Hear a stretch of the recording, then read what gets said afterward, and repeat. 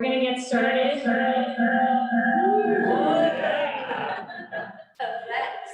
Good start. This is where you just start. Oh, I know.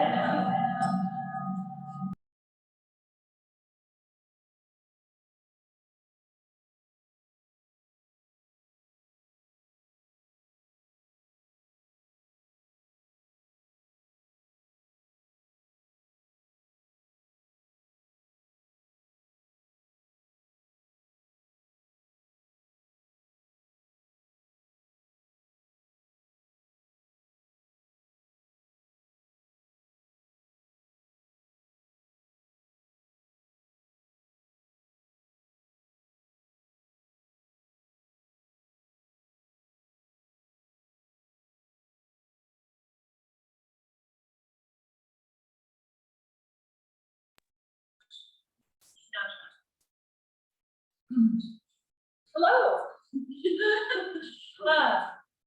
Can we ask them online if they can hear? Can you? Yes. All right. Cool. All right. So we're gonna get started here, and I'm gonna just talk for a brief second. But we have a lot of speakers and a lot to cover, and I want to give time to everybody to get through that. So we're not gonna go really deep into the process this weekend. I'm Erin Blue. I work for Trout Unlimited. I'm a project manager, and we have been in the process of creating this Priest River Watershed group.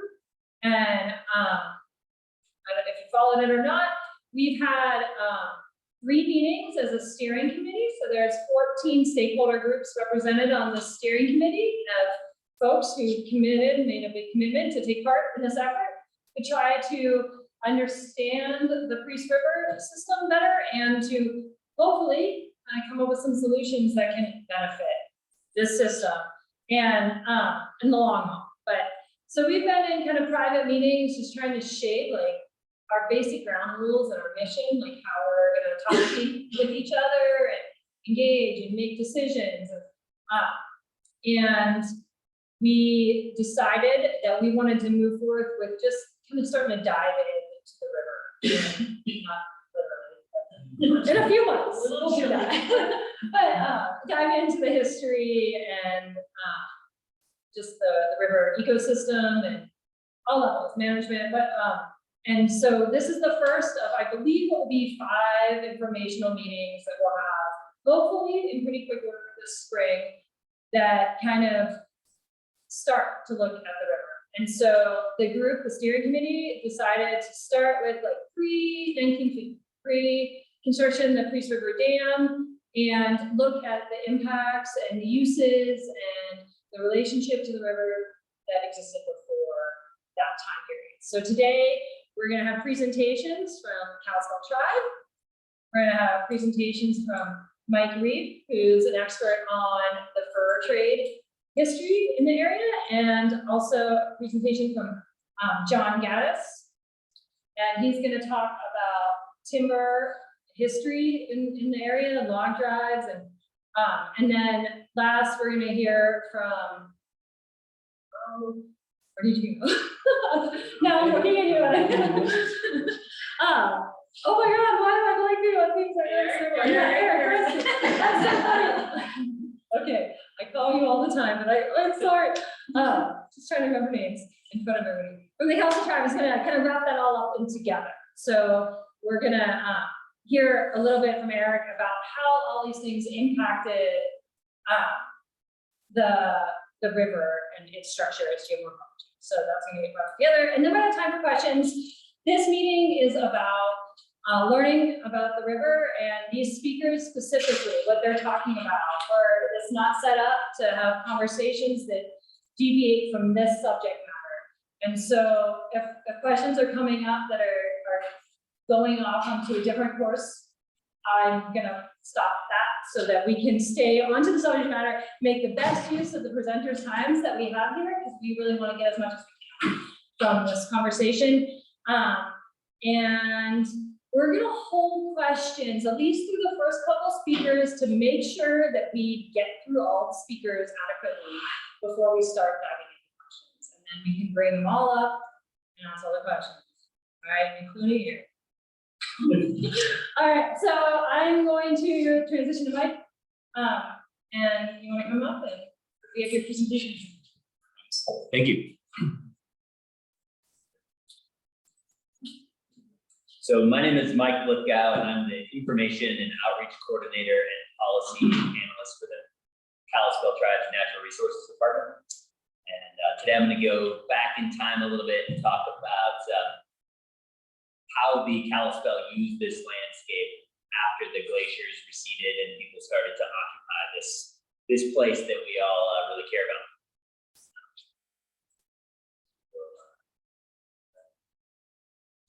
And like I forgot to let you know. Oh, you have the advance. Okay, let's test it out. There we go.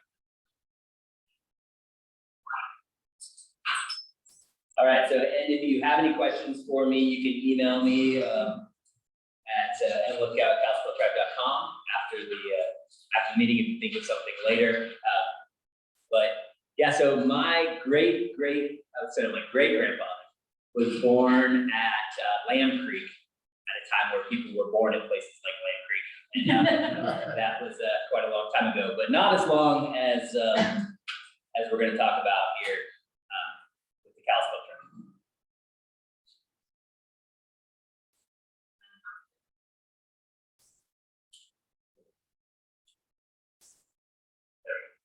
All right, so the Aboriginal lands of the Kalispell are this darker inside of the dashed line, this 2.37 million acre area, all the way from Knoxon, Montana, up to the Salmo River in Canada, where the Pend Oreille flows north before it dumps into the Columbia.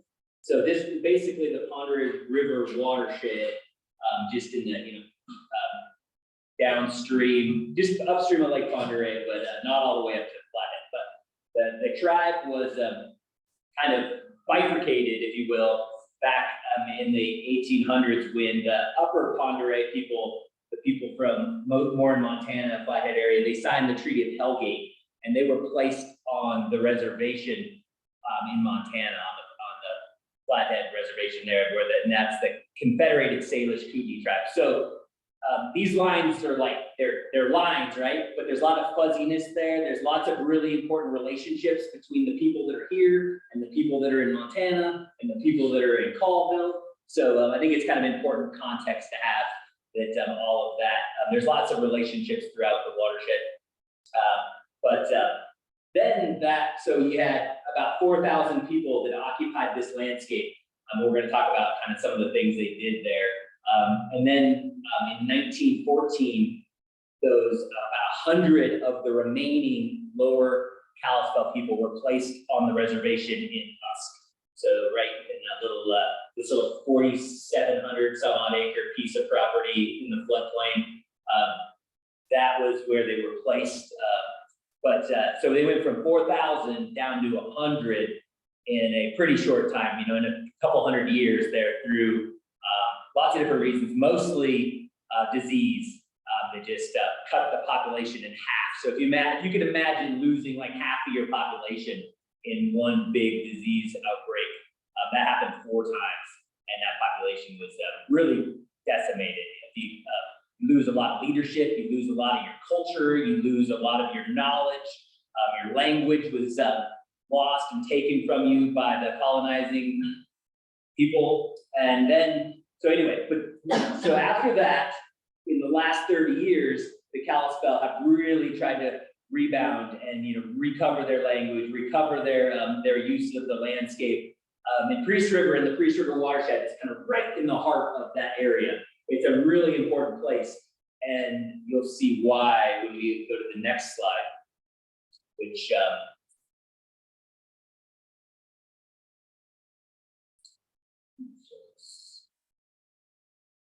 so this is a pretty cool map. So this is a really old version of like GIS, like geographic information, that was done in the early 1900s, where they were able to meet with tribal elders that were still alive at that time and talk to them about where did their families and their ancestors gather resources, hunt, fish, and all that kind of stuff. And so there's a key that goes with this map.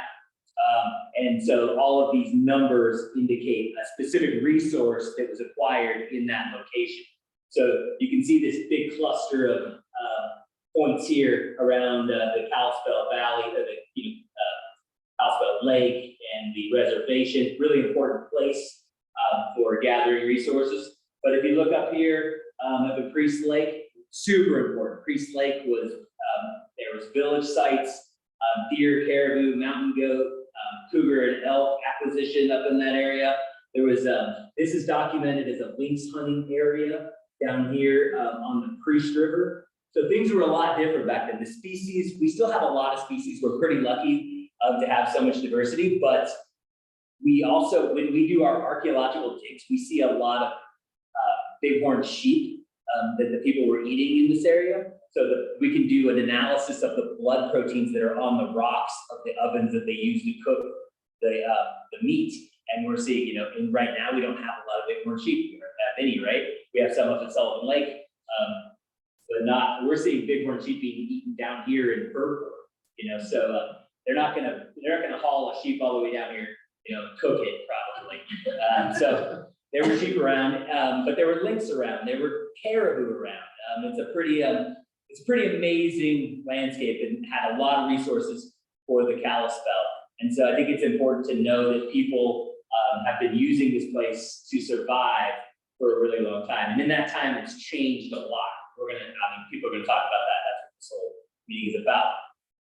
But anyway, I think this is pretty cool. It really gives us an idea about how they would, and as a semi-nomadic people, the Kalispell would have seasonal encampments at these specific locations where they knew that those resources would be, whether it was a specific area to get huckleberries, or there was a bull trout run that would come up to this creek. Different family groups would spread out and kind of divide and conquer across the landscape to get enough calories to survive. And I wanted to include some cool pictures of just, how things used to be not too long ago, right? And this is, as far as we can tell, this photo was taken in at the mouth of, it's by the Cleve on the other side. And so you've got this, you've got a sturgeon nose canoe here. You've got a tule, basically a teepee with the tule mats on it. But on the other side, you've got some canvas tents set up as well. So there was this transition going on where you had, still people hanging on to their primitive ways, but you've also got some modernization occurring. Pretty cool photo from not too long ago in this area. So we're going to talk a lot about the past. That's, and we're going to, as we move through these informational meetings, we're going to build into the present and hopefully into the future and what we want to see, how we'd like to restore some of the things that we don't have anymore. But I think this statement is just important that, the Kalispell tribe has worked hard to utilize, the culture. And these folks here were real people. They were really important. And they lived here long ago. But we also have, there's a modern, people that are in business and they play basketball and they love all kinds of the same things we do, right? So it's kind of neat to look at. They're not in a museum, and they're real people. They really care about this place, and that's why we're here. So anyway, go ahead. So in this picture here, and just kind of, I'm going to leave this one here, but this is I think this is the mouth of CCA Creek, but you see a lot of these low gradient the mouths of the streams where they're coming into the Pend Oreille.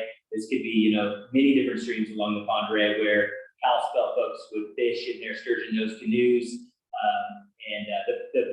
They are the people of the Pend Oreille, and Priest River is incredibly important. It's the tributary in this region that is super important. So I just want to thank you guys for listening today, and I hope we're all able to build a foundation of knowledge as we go through this process that helps inform our recommendations and everything we do moving forward. So thank you.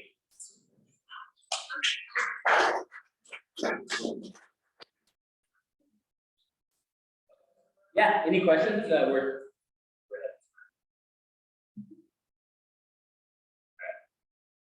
Yes, Fritzy.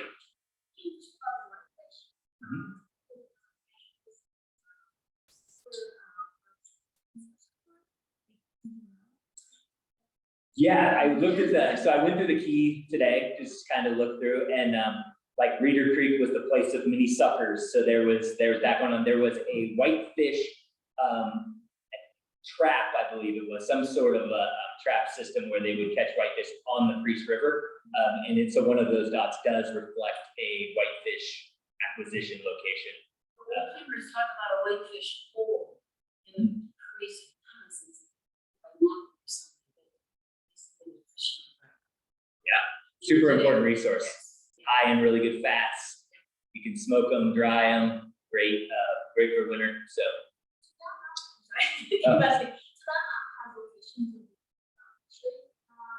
It does. Yeah, so most of the locations that had place names were associated with the resource that was acquired there. So it was like, this is the place where we catch small brook trout, or not brook trout, not brook trout, full trout.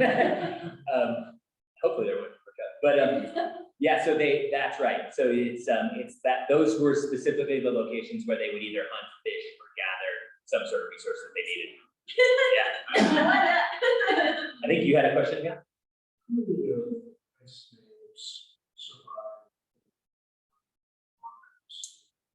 So a lot of them were lost. So, we don't know where a lot of times archaeology pops up and you're like, holy cow, there was some serious stuff going on here. But when you can imagine that population reduction and all that stuff that went on, there was a lot that did survive. And all the way, we've been working on a project with the Confederated Salish Kootenai tribe to do it's basically like a story map using GIS and historical photos and interviews with tribal elders to establish place names all the way from Flathead Lake all the way to Cusick. And they've they're working their way down the watershed, and so it's an incredible product, and they'll be done soon. They have one that basically does Montana and Idaho, but then they're moving into Washington now. I don't have a specific number for you, but it's yeah. So that's the thing.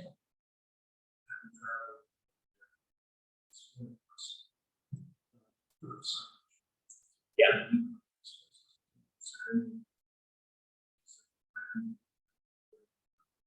So we have started on a couple projects where we're incorporating the Kalispel dialect of Salish into the interpretive signage.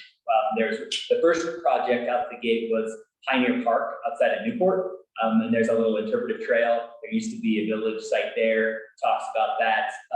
We're doing one at Browns Lake, up in kind of up Kings Lake Road up there, and we're also doing one up by Canada on the Boundary Reservoir with Seattle City Light.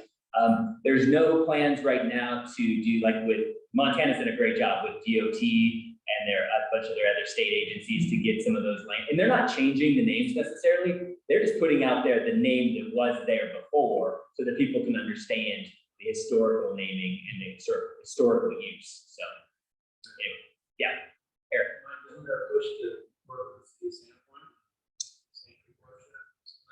Yeah. Yeah, I mean, we haven't got down to the micro level on the Sand Creek watershed plan, but we're hopeful that we'll be able to put some signage in there in that lower street stretch of Sand Creek between basically the big roundabout and the mouth of the lake. So that's a good thing, sir. Yes. Mike, real quick. Okay. We have a couple comments. If you could just repeat the question that was asked in the audience before answering the question. I will. Sorry about that. No. Jim? That was all I was going to say. Okay. So I would say if you can speak to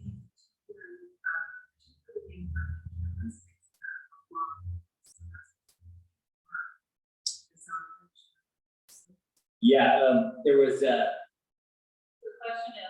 the question is that can I speak specifically to any important encampments or village sites?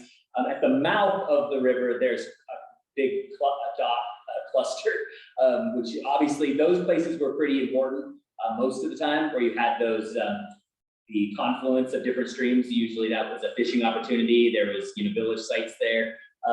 Then there's one up at Terrell Flats that with a there was a I think it was a seasonal encampment, and then up more so at the actually on the lake, there was more permanent or semi-permanent type stuff going on up there.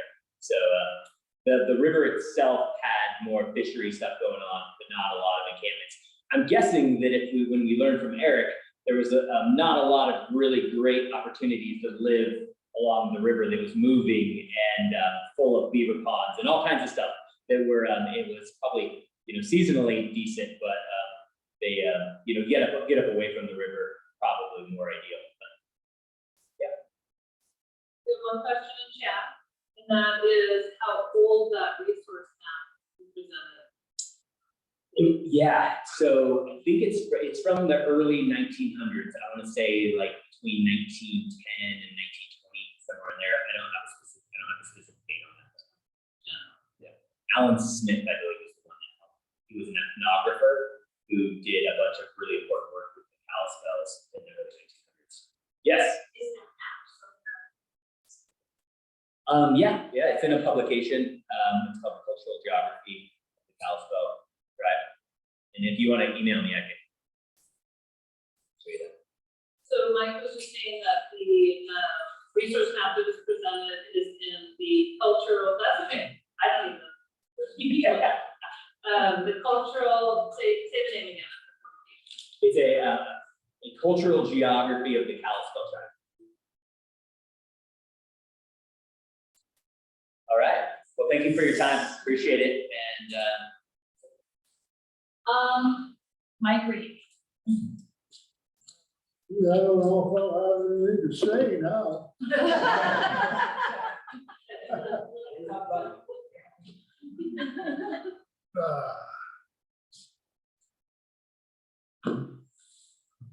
Well, I'm going to talk about the fur trade and the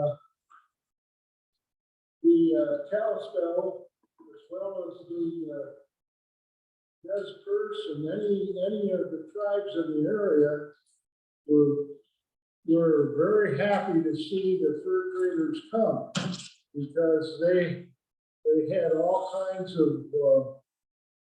furs that they wanted to get rid of, food and what have you. And so they had a lot of time. Now, David Thompson is the main person who started the activity here. The demand for beaver was set to Europe, and Thompson had a lot to do with seeing that it got to the area. The skins were shaved and made into felt hats. They didn't use the other part. In 1784, a supply ship from London arrived at the Hudson Bay factory where all of these furs went. And on board was a newly hired apprentice, David Thompson. And Thompson, he had dark hair, dark complexion, black hair, and at the age of 29, he married a 13-year-old Charlotte Small, who was the daughter of Patrick Small, the post leader. They had 13 children during their 50 years of marriage. In 1797, he joined Northwest Company. Northwest was committed to expanding their fur trade further west, and hired Thompson to map their trading posts. He had two clerks during his travel. Finan McDonald, who was a huge man, He was born in 1782. He could be gentle as a lamb, but when aroused, he had unlimited courage. James McMillan also was a Scotsman, and he served Thompson from 1808 to 1821. He had an active role in the exploration of the Kootenai River. Thompson had set up a Toby Creek on Lake Windermere, a trading post. And this trading post was at near Columbia Lake, and then they would go down the Kootenai River, and they'd take Canal Creek, which tied into Columbia Lake, and went on down the creek, which ran both ways during the springtime, and on down the Kootenai River.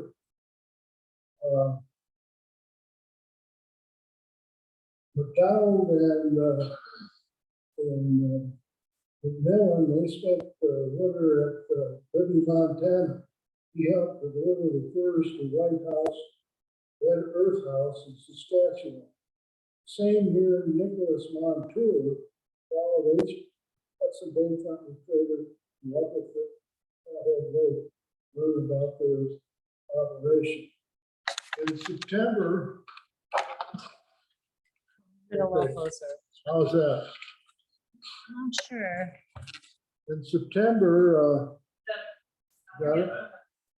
In September, Thompson canoed down the Kootenai River from Kootenai House near Windermere to the current Bonners Ferry, where they met 16 Salish men with a dozen horses and escorted south to Lake Indian Road.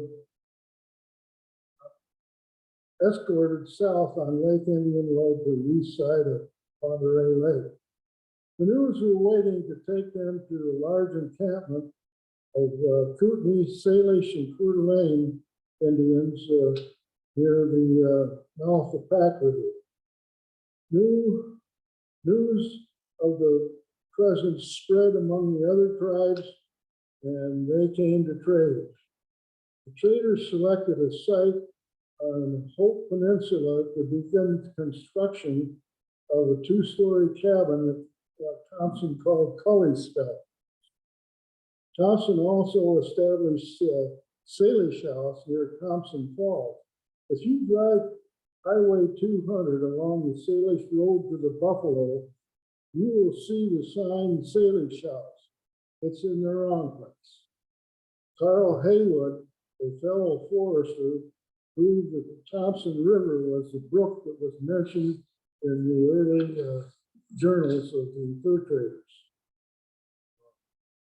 Thompson rehired Métis, which means half white and half Native American, Jocko Finley.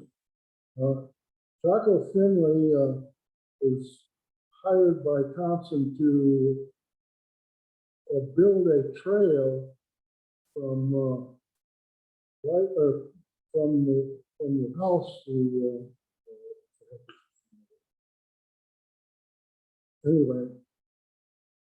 He went down and did a terrible job on the trail down to the river, and so Thompson reported this to his supervisor, and he ended up getting fired. Well, they made up, and eventually Jocko Finley got the assignment to go to Spokane and build Spokane House among the Spokane Indians. The Blackfeet tribe desired to control gun trade with the interior Indians of Idaho. Thompson worked with Alexander Henry Jr., who wrote war seems to be the Feigen's sole delight. Their discourse always turns upon the subject. One war party returns and another takes off.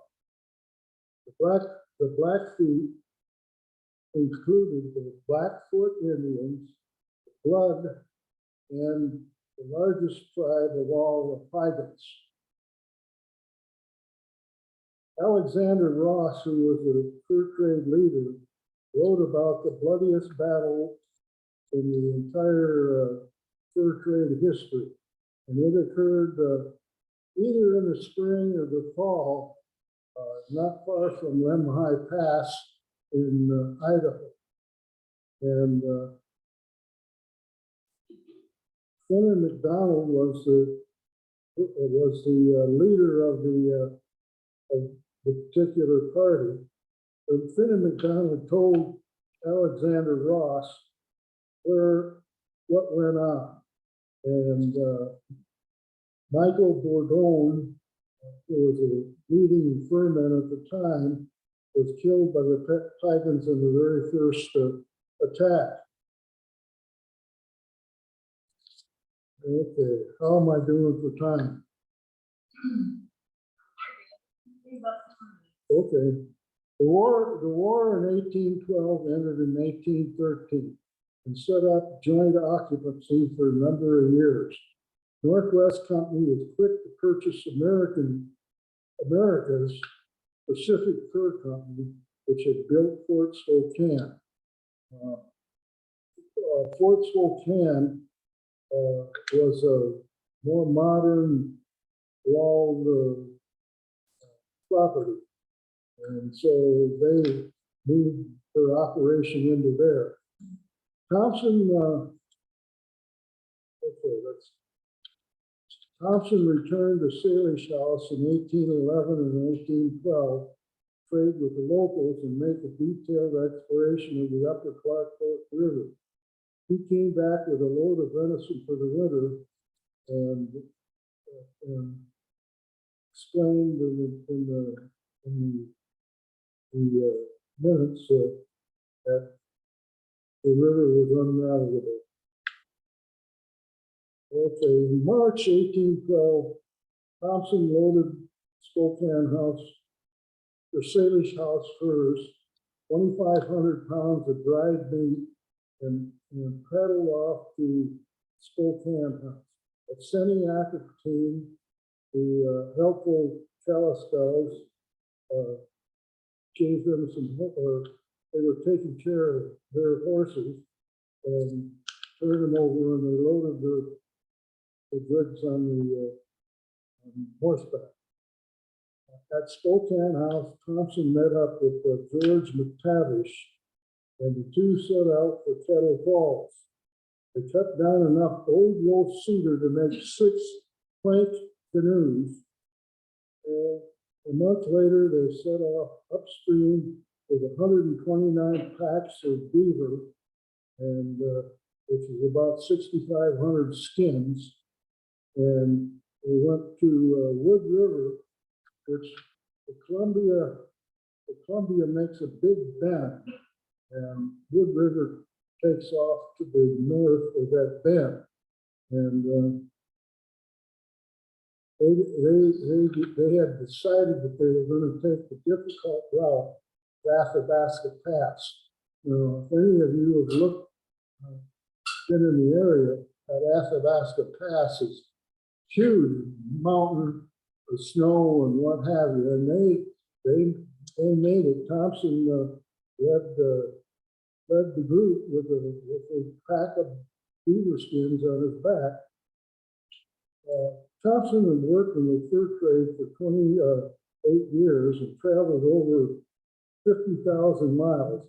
He was 42 years old when he left the fur trade. He died in February 2nd, 1857 at the age of 86.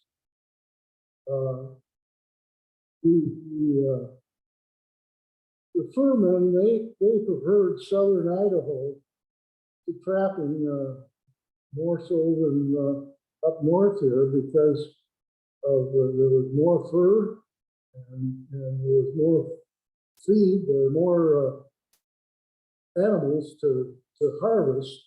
And so they liked that pretty well. The Carousel tribe, some of them went after the buffalo, and some of them stayed here to fish for the salmon and Chinook steelhead, particularly at Kettle Falls, in Calder.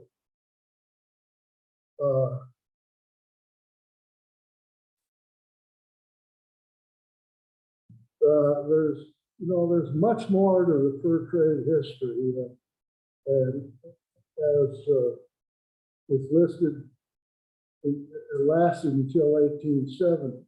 The last post was a HB Hudson Bay Company at Kettle Falls. If you're interested in more trade history, you want to get these books.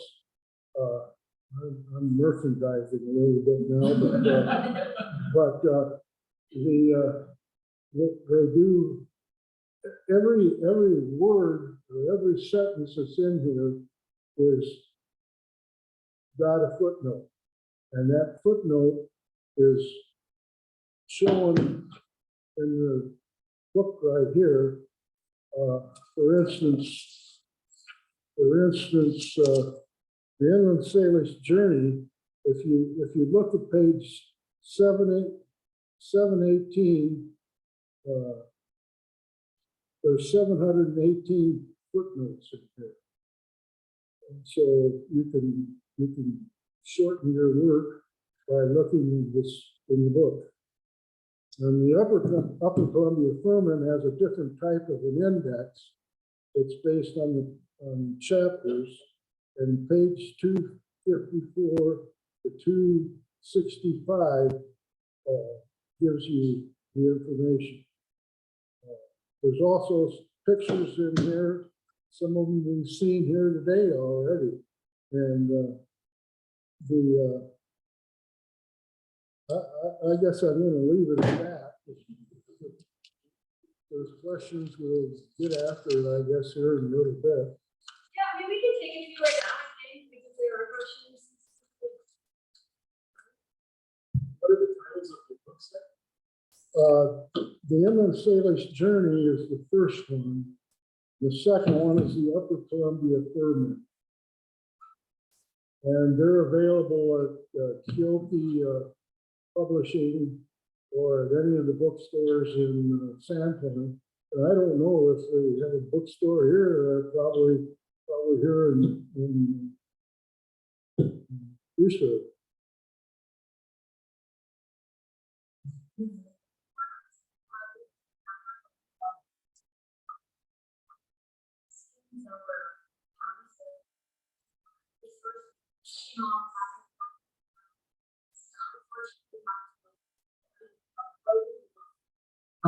I'm having a hard time hearing you. I'm sorry.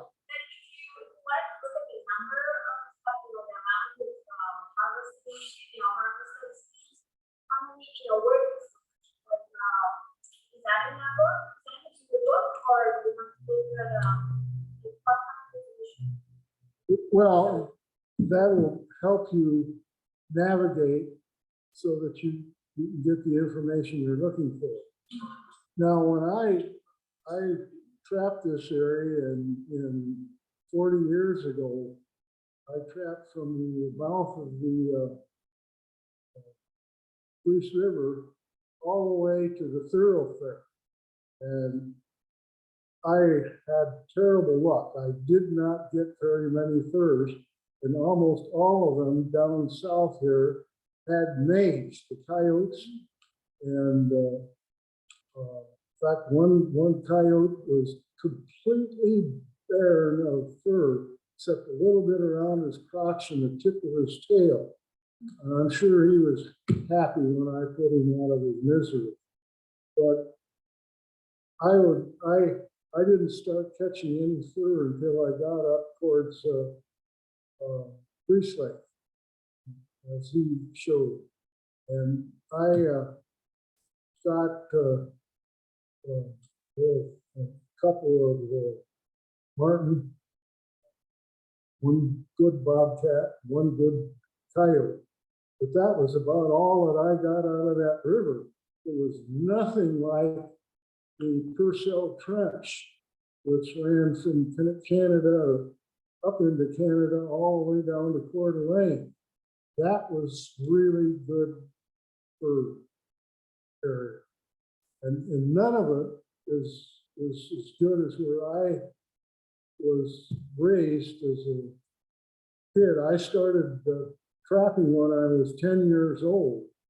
And I ended up learning from a guy who, the only thing we set for was the natural areas. In other words, there'd be where a muskrat had dug a hole in the dirt, or bobcat had scratched up an area. Anyway, that's how I was taught, and that helped quite a bit when I got up into this country. And the fur production is all a matter of how good, how productive the land is. Like in Illinois, where I grew up, the fur, although they didn't have the variety that we've got out here in the West, but the fur is 3 times as better. That's because the land is more productive. So anyway, I guess that's about it. If there's, are we going to do questions later? Yeah, we'll come back to questions at the end for anybody, so Okay. we might drum up the questions.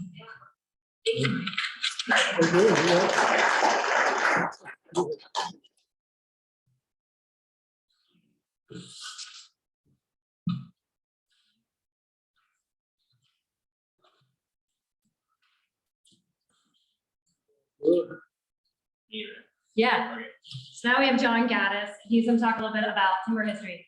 You wanna introduce yourself? Sure, my name's John Gaddis. I'm a forester and an arborist. I've lived in Idaho for 20 years about. So I'm also a history buff. I'm not a professional historian. That goes without saying. You'll know that for sure by the end of this presentation probably. But more so, I have a lot of free time since I started working for myself. And one thing I like to do, follow my father's footsteps as an amateur historian. I know a thing or two about logging history as a forester in Bonner County, practicing forestry in 09 or something. So I want to talk. So I'm going to try to keep this there to the use of water as a resource in logging in the early 20th century. So I was just thinking, I didn't come up with a title for my presentation, but something like that would be it. First and foremost, all these pictures, all the maps are either public record or I created them myself. And all the pictures came from the Bonner County Historical Society and Museum.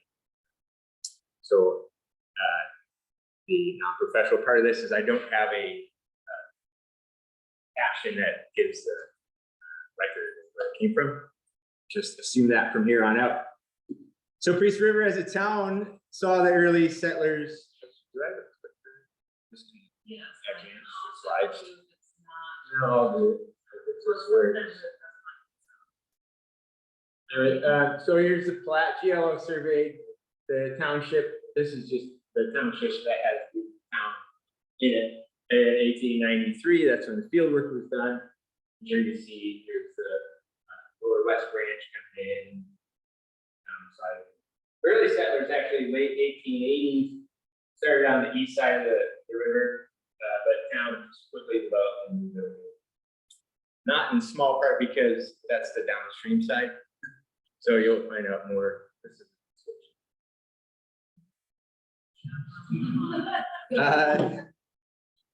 The Great Northern Railway came in 1892. Coming across the Conway River out of Canada, or well, out of Bonners Ferry rather. They did turn head north as well, but on their march to the Seattle, basically.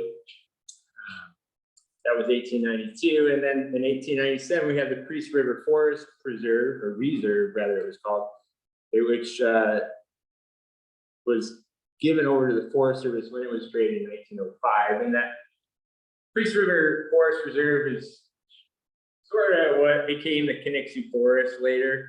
You could think of it basically the watershed of Priest River, without really showing a map if you didn't conceive of that. The early mills we had in the town of Priest River, the first large mill was White Pine Lumber Company, really creative name. Cedar Products was a big deal. Shingle mills, there was a large shingle mill right off the bat. And so Cedar Products, this is North Idaho's big capital. So Clearwater River to Canada, the North American capital of cedar products. So coast to coast. So this railroad came in, and boom, we're sending products left and right, east and west. So we had a lot of fence posts. And then, of course, utility poles involved with that early industrial development. In 1909, next. So here's town. I don't remember the date. Ross Hall moved around the 30s. So this is somewhere in the 30s, looking east. Here's Priest River from the end and the Conway.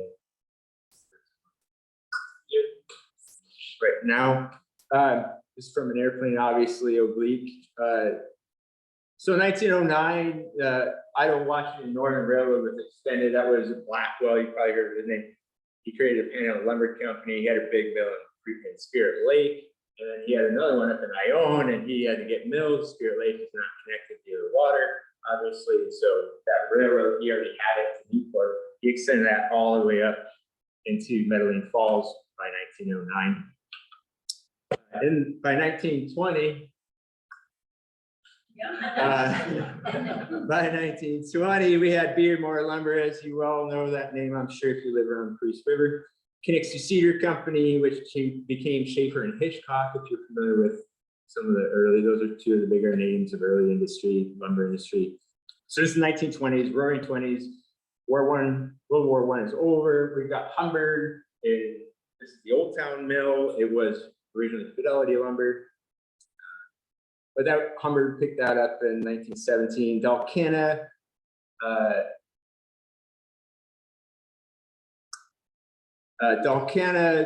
was in the town of, well, it was called Dalkana. So I would imagine, I originally would say Dalkina. I don't know what people who live around there call it anyway. Dalkana. So as Dalton and Kennedy were the original founders of the D&K lumber, and then it got reorganized into Dalkana. And I only knew that after listening to oral histories from some of those times. But I always said, well, Dalkina. So if you hear me say Dalkina, that's just me being a white boy from Illinois. Diamond Match was in Cusick, plus there are dozens of other small sawmills and cedar product industry. By small sawmill, picture your backyard wood miser under a pole barn. Those were everywhere. And you can make a quick buck on timber. So if you had any money to burn from whatever farm you just sold in Oklahoma, and came over and you buy a sawmill. And lots of this railway opened up industry. So we had lots of mills unloading their logs here or somewhere downriver and shipping them to Spokane.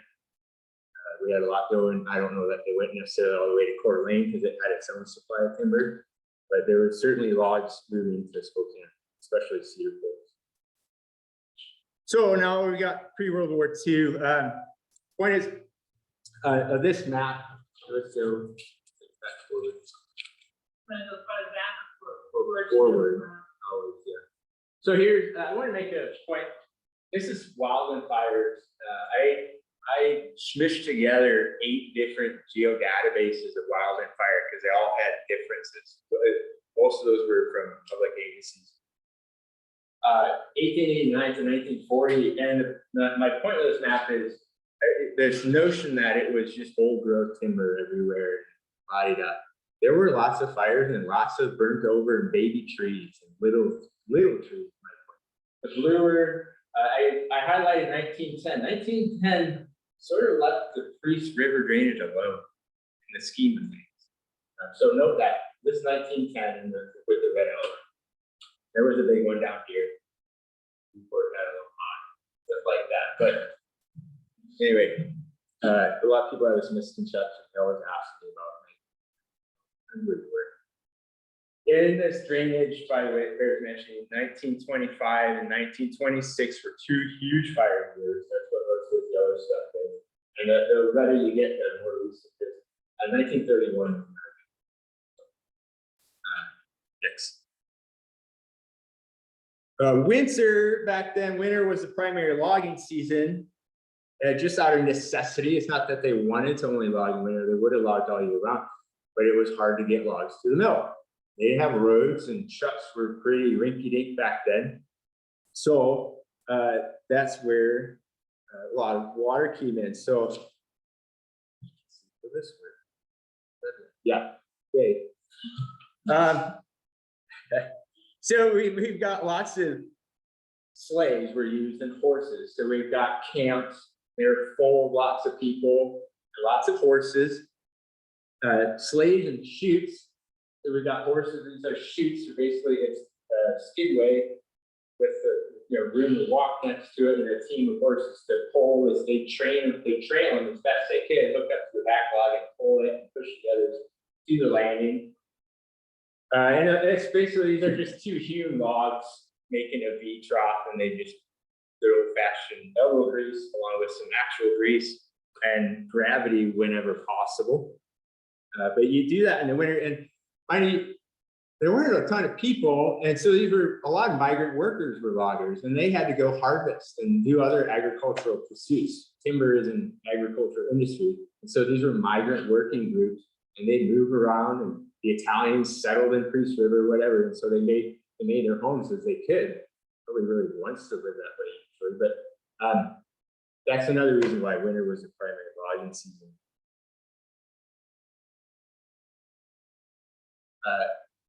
We had steam donkeys come in later being 20s-ish, maybe a little before, and instead of cross-hauling with horses to pull these logs over, then you could pick them up and do all sorts of funny tricks that became pretty dangerous.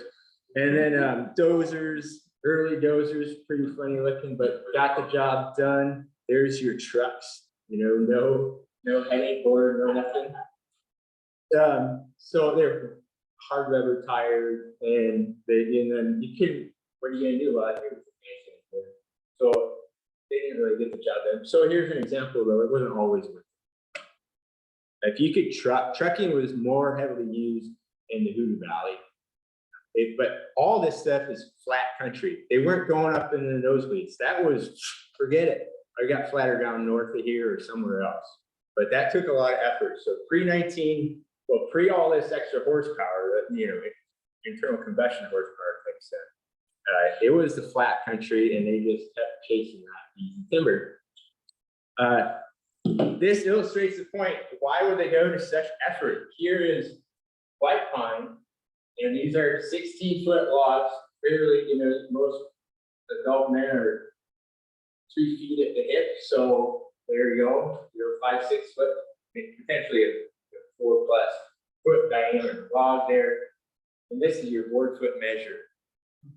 This, if that was number one match stock, so you could chop it up and turn it into as many books of matches, which is quite a few out of that, was net, get this, in 1930, $14,000 per 1,000 board foot net. So they posed with these because that illustrates again the point. They weren't all this big. When they took a picture, and that's a ton of money. Back to myself there. That's a whole bunch of money that you see on that sled. logs were transported, but they had to get to the mill first. So they were transported primarily with water, and of course, we all know about railroads. Here's an example of a jammer logging. This is Diamond Match, sale 10/26/26. So that's Diamond Match. That's the Kalispell Creek one. Here are the two primary railroads. These were isolated railroad spurs built in 24 and 26 by Dalkina. Here came out Thick and Sheep, and then followed Upper West Branch. This was out at Kalispell Bay and hooked up Kalispell Creek and went up there and draw. So that's about 15 miles front to back, plus all the spurs up Bass Creek and like. This didn't have so many spurs. What was it, 7 miles or something, kind of front to back. So they went through a lot of work. Those things weren't cheap either. They had to get the locomotives up, drag them up there and all that, because they weren't connected. There was only a proposed line. I don't know why they never built it, because it was kind of all logged out or burnt out perhaps by the time somebody went investing. To build an actual railroad.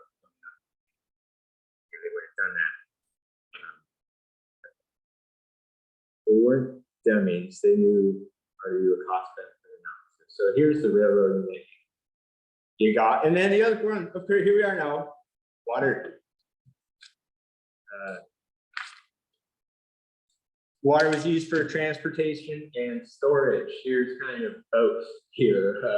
This is the wagon bridge, or it's not a wagon bridge anymore. At this point, it's the 40s something, early 40s. But taken from the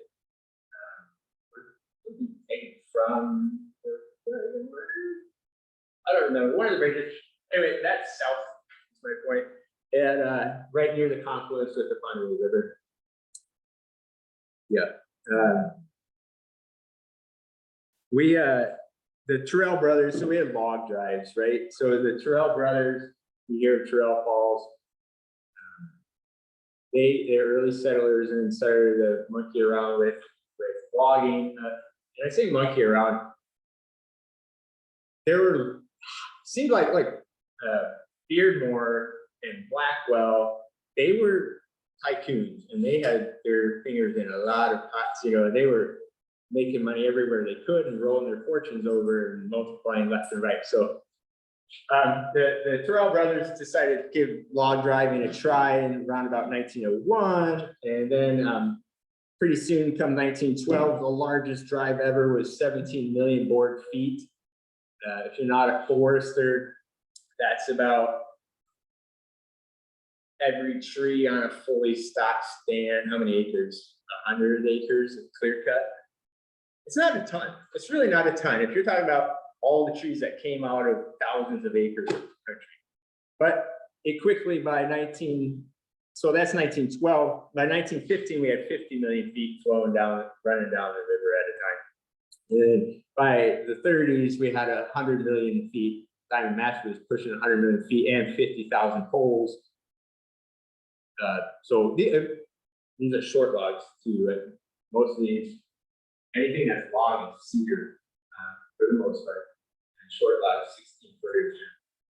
But they float them down. So that was coming down in one go. However, to get them to the big river, here's storage. So this Kalispell Bay, and so all the logs would come, they dump them off the trains and hold them there until the water's rising and it's ready to drive. They use storage. Here's the sorting booms that were around. This is looking down the Monterey River from the confluence with the Cruise River, and they sort them down and say, all right, Uppers, Delcanas, Diamond, and then braille them and tug them from there to the mill. And so they decided that's just a smart way to do it. Drive them all together and sort them at the end. There's more, so they have these brails. So they store them. A braille is just that stringer that goes around, hold them together, and they hold them together to the mouth of it. I think it's this way. And then literally push them down at high water.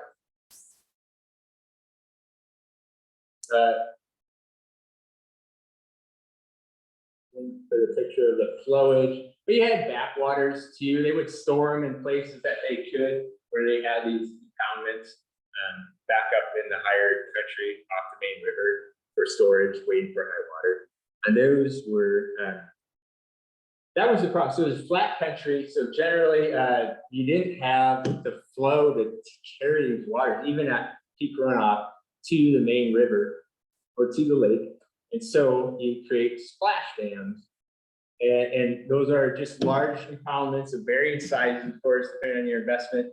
And they had a door that was controlled, a sluice door, you call it some. It's just a control, you can imagine this, I'm sure, and I've got pictures coming, but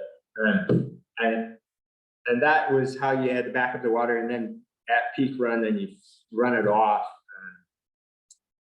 Lower West Branch had 3 dams.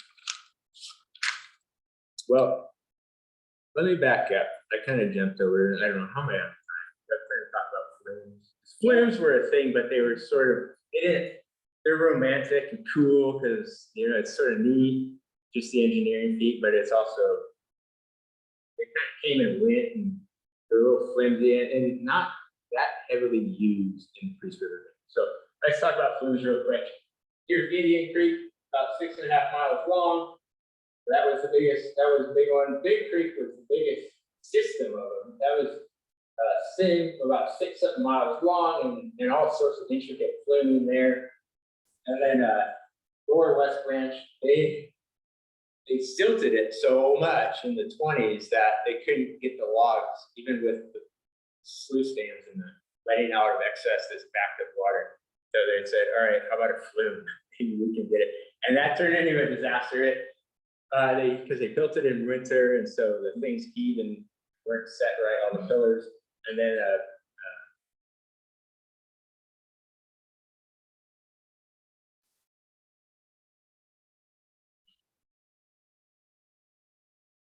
here's your flumes. There's the flume headwall dam in Big Creek. There's an example of a flume. It's like you can add same thing, same technology they used almost 100 years prior in Europe and Eastern North America. They just took them a little longer to get over here. Went the backside of the headwater dam, and then they just let here. And this plank here, just so somebody with a long pike pole instead of shoving the logs down the chute. Here's McCormick Meadows on the Big Creek Flume Complex. Here's the start. Here's a big a quite large lumber camp, and then that dam we just saw is right there. And letting out here your flume captures the shadow. That's the hallmark of a flume in an aerial photograph. That's the shadow, and it runs past. Here's the current creek that I'm happy for, Big Creek, Cove Creek. Here's your pond and store log. That was the start. Here's what it looks like in 2021. The dam is gone, and forest management continues. Camp, not my favorite, trust me, but here's Lower West Branch. Oh shoot, they just built this in 1930. 1931 happened, and they made their dam or their flume of wood. So and Humbert started to lose it, and then the depression was set. So that was kind of one of the things that sent them into liquidation mode.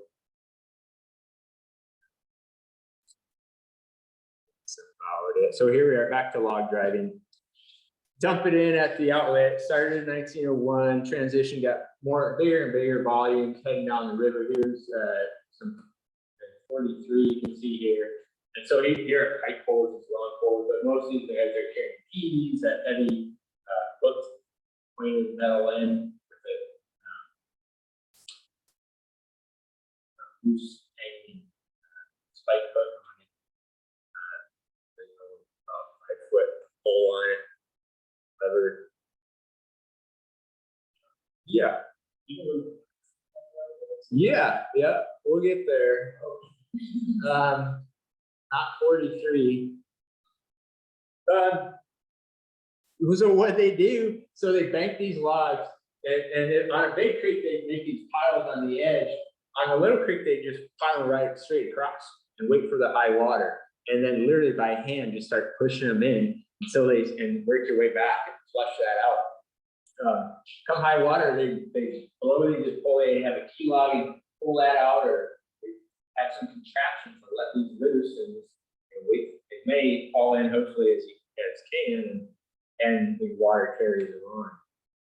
So that's called banking, and these are called rollways. You see that on Forest Service maps, they call it banking grounds. Or this is what banking grounds, sail maps.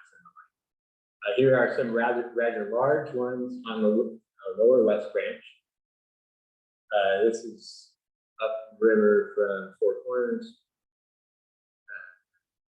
So an example, log driving, it was always muddy water. You can imagine, and bank erosion was a big deal. In fact, the Kinixu Boom and Navigation Company that had to own and manage the log drives and had the sorting gap had a mechanism for paying landowners for farm erosion. And there was even a lawsuit, I think went to the state Supreme Court over that in 1910 or so. Kinixu, yeah, was that an online comment about banking? Yeah, do you want to address it now? Sure. When the loggers banked the logs, including log-offs concrete, do we have evidence of those areas still being impacted or harmed? No, there's no evidence of that, and I would. So those logs were just piled there. It certainly had impact then, but since that practice was stopped in, say, around the early 50s, that sort of played itself out, the erosion, the plant vegetation, all that. And we can talk about the management implications and environmental implications afterwards or at another meeting. So here's the upper, above Terrell Falls, that was one of these. Here's a sluice dam. This is at Humbird Camp 19, built in 1924.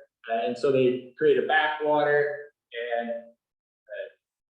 store as much water. And then when it started to rise, started kicking logs out, and then flush them down with all the water. And then in order to get them all the way to Priest River, they had to have a second one. So there were 3 reportedly on the lower West Branch. I'm only aware of 2 locations, but according to Bill Wetzler, who is the log drive king, if you will, at the time, he was a supervisor. He was a foreman for log driving for Diamond for 20-something years, I believe, all the way up to the last one. That's what he said. There was 3 of them in his oral history from the 70s. So I don't know where the 3rd dam was, but this was above Terrell Falls. So there's Terrell Falls, which was concrete. Here's a flowage. Here's an example. This is Upper West Branch. It's called flowage. It's just an name for the backwater, and you could store 8 million feet of logs. Let's talk about real quick about environmental impact. At the time, at least, there's all sorts of terpenes and chemicals that you wouldn't want to put in your mouth that come out of trees, and they're just soaking there in the water. So I can't imagine there wasn't some temporal impact to the invertebrates in the street, especially the fish. Here we go. Here's Camp 19 and that dam, those Terrell Falls, where that was. So flushing to here and give another flush to get out. These are Humbird camps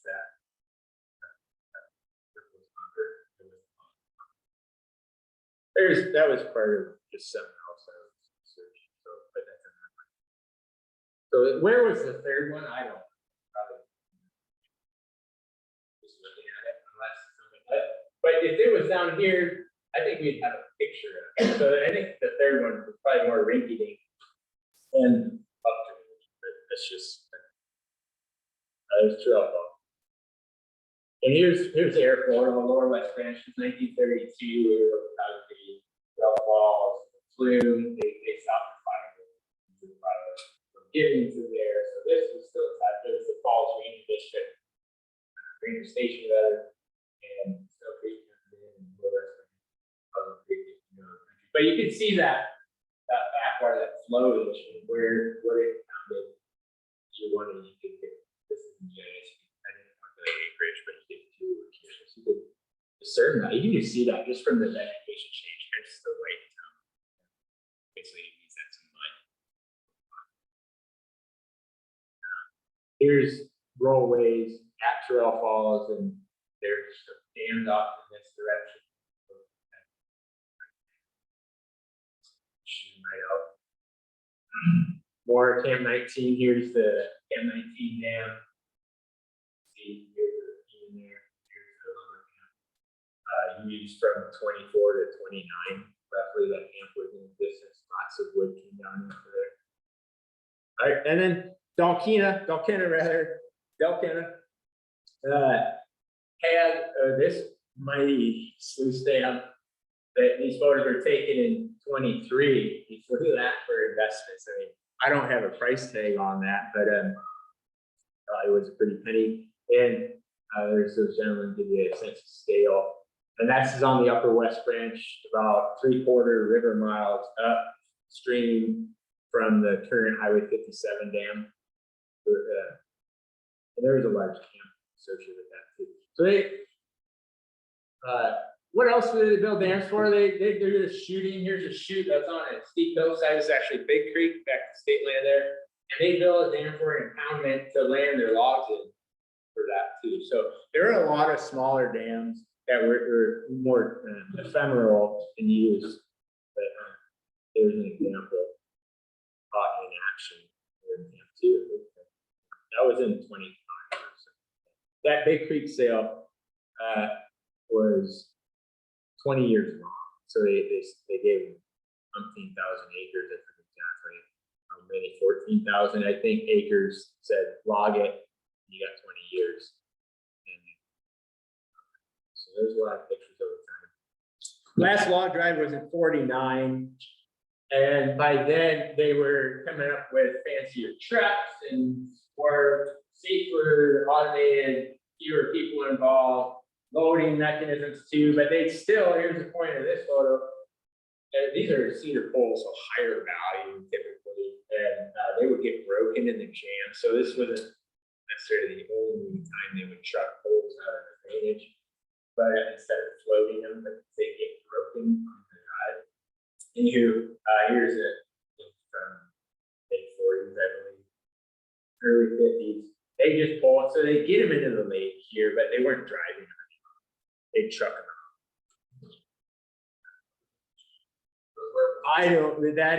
I believe that's in the either Reeder or Kalispell Bay. I think it's Kalispell, but there's no caption on that. That one came off of the Forest History website. Foresthistory.org.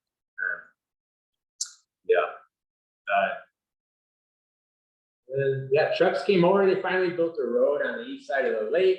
The state got all that land, but it was the nosebleeds, basically, steep country. And so, yeah, Diamond only built that flume there because they had their own land, and it was a lot cheaper to log their own land than pay somebody else stumpage. And then the trucking industry took over by the 50s. The Indian Creek flume, they stopped using that come like 52, stuff like that. So your modern, more conventional, less likely logging practices started right around 1950.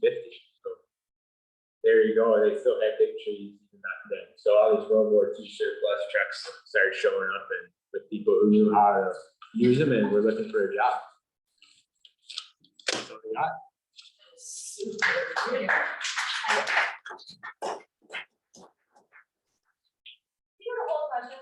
Just wait one more speaker, and then we'll come back for everybody. Okay. Well, all right. Members, last. Okay, just to make you feel better, I stare at my kids and can't remember their names either. Yeah, no need to use one. You just start with a name tag. I don't know what happened. So we have Eric Bernstein with the.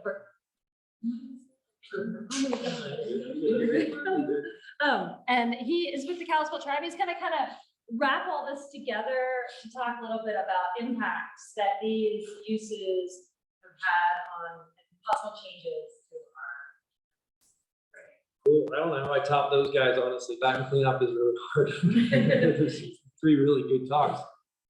Yeah, I'm gonna talk about, and I wanna, the first half of my, I've got about maybe 15, 20 minutes, so I think, we'll have plenty of time for questions. But what I wanna do is kind of talk about sort of the universality of logging impacts to stream channels. I mean, it's not just a Priest River issue, right? These are kind of worldwide phenomena. Also, fur trapping, that sort of thing. Sounds like I've got some stories on sort of where we've seen beaver dams in the Priest River watershed, maybe not the main stem, but a lot of the meadows that we've been working in. I'll get to that a little bit. That might have some impacts. So I am going to do that a bit audible, right? So thinking like, I don't know what I need to do for it. Just Pointed like- at that microphone, so I think that worked, when I pointed at that, to the owl. I don't know that. Maybe. No. Oh, the mic. Oh, yeah, because the stick is there. The That line makes- out. That owl's freaky. We have an owl at work. So I'm going to talk about, this is kind of a boutique word, geomorphological template, but really what I mean by that is, geomorphology, first of all, is kind of it's the study of landforms and how landforms evolve and look at the processes that form them and also the processes that can impact them. So that's really what I'm going to talk about. And really, that template or what sort of the landform looks like out there before we impose kind of the current flow and sediment of wood regime. We'll probably get into that in later talks, but this is sort of, what we're left with before we've got sort of this new kind of flow regime. And yeah, I think the important thing is I want to just stress the point, this is not just a Priest River phenomenon with logging and trapping and impacts to channels. So that's kind of what I hope to get at. I want to remind folks that rivers and wetland corridors and floodplains are really these connected systems. There's really kind of 4 dimensions, and this is some work from citation. I got a lot of citations in here, so if you guys want papers, you want good, sleepy time reading, but I could easily provide all those references too. So, but this is some work done back in the late 80s by a guy named James Ward, that really kind of talked about these rivers being, they're not really static systems. You've got lateral movement, you've got longitudinal movement, vertical. Vertical is really that connection with groundwater. And I'll get to that too. A lot of our river systems have really become disconnected with groundwater. We often think of surface water and groundwater as very separate, but really they were connected before we did a lot of disturbance. And then there's kind of a temporal component too. So these things kind of shift around with the seasons and the time. Scared out. Okay.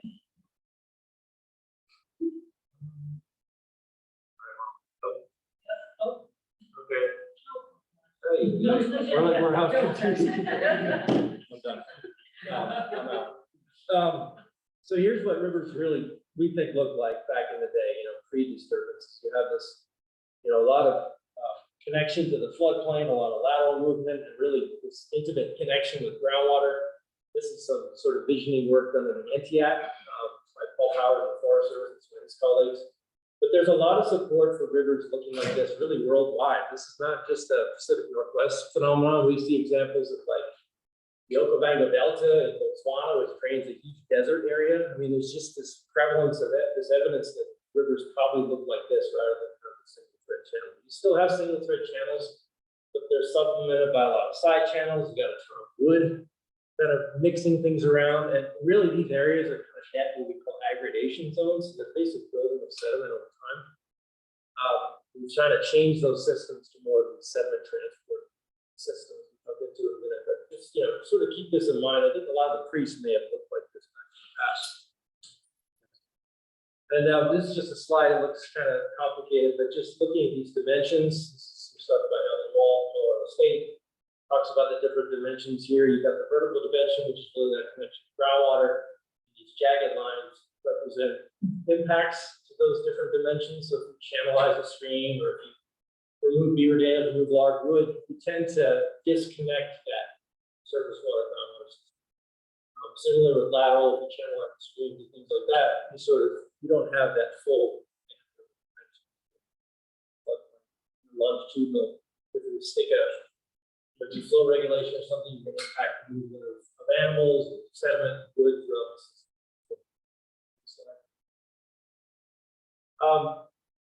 hard to top, just to put John's stuff in a regional context, those, man, I gotta talk to you about.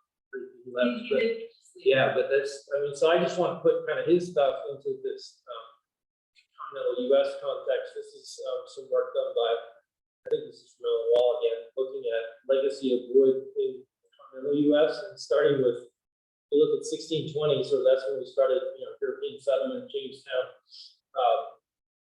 We heavily forested, logged that area, and then in the eastern part of the country, in the southeast. It took, in 1850, we still hadn't made it out west. This is basically the percentage of virgin forest. These are basically just virgin uncut forest. The West Coast stayed pretty pristine until about 1850, and then we started logging pretty heavily. Really only our remnant virgin forest is really kind of the Pacific Northwest in our area. So that just gives you a flavor for how it's sort of a U.S. continental U.S. wide this gradual sort of changes in the virgin forest. And this paper is pretty cool because it outlines the timber rafting routes. So John showed those awesome pictures of Bruce River, which is up here, but this is happening all over the country, especially in the southeast East Coast. I mean, they had about 100 years started on stuff here. So incredible rafting of logs and the potential for scouring out the channels, and you can kind of just imagine that. I thought it was pretty cool that Bruce River was actually identified in this paper as a major timber rafting route. Next slide. And so with logging, typically, this is from that same paper by Ellen Wall, throughout the US, we see these general patterns with floodplain aggregation rates. So aggregation just builds up the sediment over time. And so before we remove much of this wood, we have these sort of steady state accretion rates. We might have like 10 or 15 feet or so over thousands of years. And then you clear it and combine with fires as well, you have this sort of slug of sediment. And then in current conditions, you won't have that really high aggregation rates. That's primarily due to the fact that sort of the channel becomes in size and it's not able to aggregate the floodplain, find sediment. This lower left picture, this is from Hank Brandon Glazer. This came from 1935. I know he wasn't alive in 35 when this was finished. Benjamin Button from the rescue, but yeah, this shows you kind of the extent. It's definitely tied into increased sort of aggregation rates here. And I added this graphic here from the Paul Powers work on the India. I think this is pretty cool where they combine radiocarbon dating. But basically, if you look at the bank profile, they got carbon dates, and this was the Intiat tribe provided this data. They basically, we do a lot of this Cowspell chart. We do carbon dating for different ovens and sort of fire packed rock and that sort of thing, settlements.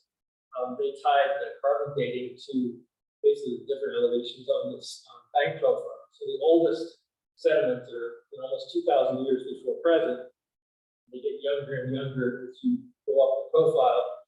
And the take home here is that you have this is pretty good evidence that it's long-term aggregation.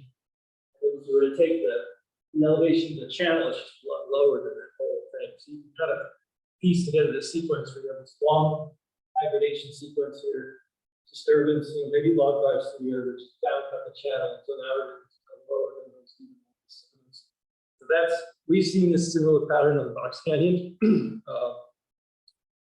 And it would be interesting to see. This will probably play out some Peace River as well. Yeah, well, Hopefully. yeah, and just so you know, the laser does work.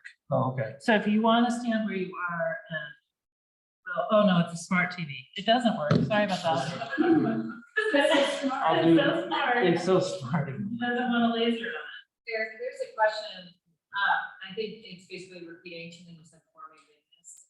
And it's what is it about contemporary conditions that makes the floodplain aggregation rate lower now than it was prior? Yeah, that's a good question. I think generally what makes it lower is because typically these channels will follow this kind of aggregation sequence, and you have disturbance that's going to increase, the flows, so those peak flows, and those tend to scour the channel out, and it gets in size. I'll talk a little bit about incision in the next couple of slides. I think what happens is you get channel incisions, and then those higher floods just aren't able to reach that abandoned terrace up there. So we just don't get enough storm events to, flood events to deposit that sediment out. That picture I showed you before, where you have that expansive flooded floodplain and channel, I mean, that thing's getting flooded all the time. I mean, under low flow with all different flow regimes. And that's the big difference. Stark channels, there's just a lot of this flooding. There's interaction with groundwater. It's sort of hydrologically messy, and that's really good for productivity. And so hopefully that answers the question. And that's not, it's not just a Priest phenomenon, that's everywhere. No, it's good. It's just beavers. Just following up on what Mike talked about. This is, I think the big thing with beaver distribution, you want to understand, and Mike, you probably know better than I do, but the physical distribution or the geographic distribution of beaver is pretty similar to what it has been historically. It's just the numbers are so much less. I mean, like on the order of 10% of it.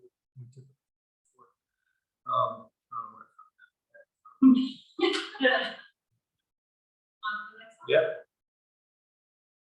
And so, I think one of the big questions in the briefs is how prevalent beavers were and were they trapped out. I mean, I mentioned before, we've been working like with Brandon, Rob Ryan here from Fish and Game. We've worked up in Hughes Meadows, if you guys know where that is. That's sort of up north of Nordman. What's the other one? Bismarck Meadows. The tribe has a property on Goose Creek. And so that is full of beaver dams. In fact, we know that because we were actually we're going to put a fish structure in, and we were bopping around in the valley to figure out, was there a solid place we could anchor that fish barrier in? And we found evidence of beaver dams all over the place. And so I think that's, we had a lot of beaver dams in sort of those valleys in the Priest. I just rattled off 3 meadows. There's a lot of them. Liz, you worked up in Granite Creek, and there's a lot of these meadows, especially the west side trips. And you sort of have these channels that come down, they'll drop in these, wide gradient areas, low gradient areas, and that's where beavers are pretty prevalent. So next slide.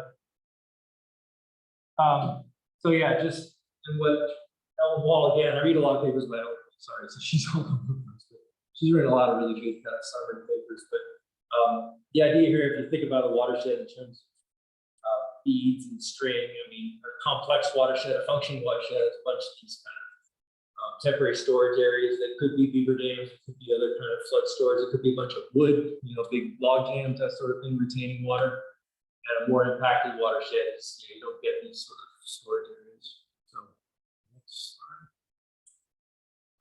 Now I want to hone into the Priest. One thing I want to mention, so I said in the outset that I wasn't going to mention temperature, but this project did sort of the impetus was looking at the temperature regime of Priest. So we were curious.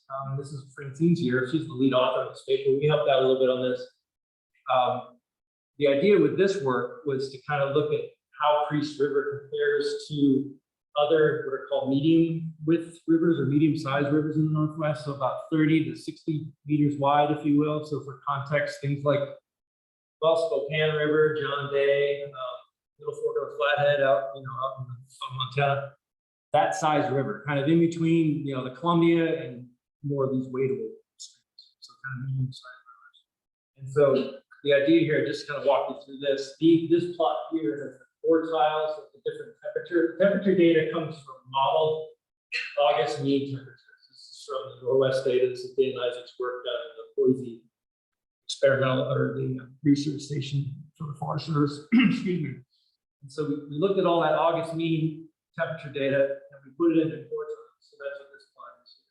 So the coldest streams are in that 25th quartile. Those are things like, the Middle Fork is pretty much the flattest or the coldest stream in our.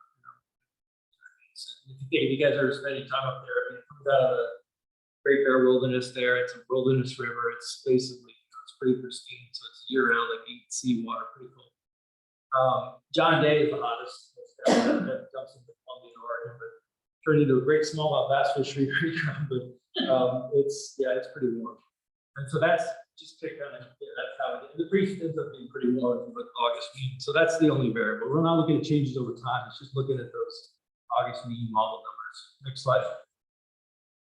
And so what we tried to do with this work is we actually, just to give you some context, the tribe back in 2011, we sampled the lower Priest River using the EPA, it's called the NARS protocol. So it has you gather a whole bunch of different variables, channel dimensions, wood, all that kind of stuff. So Shane Harvey and Cy Rosenthal, just throw it out, they're probably out in Zoom land right now listening, but they were behind all this work. So it was a large effort to basically gather all this data. And so I'm going to show you some plots of how the priest compares to these other, this regional data set. That regional data set's about 78 streams, so it's a pretty hefty data set, it's medium-sized rivers. And so the wood thing is kind of interesting because sort of, listening to John, it sort of makes some sense. I think if you look at the whole data set, we've got wood levels.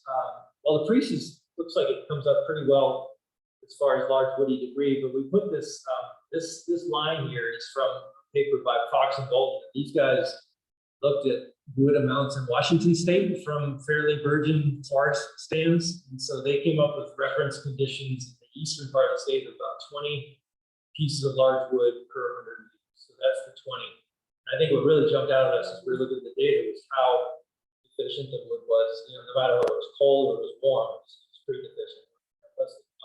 And so I think it kind of gets back to what's our baseline. I don't think we really have a concept of how much wood was in the system before.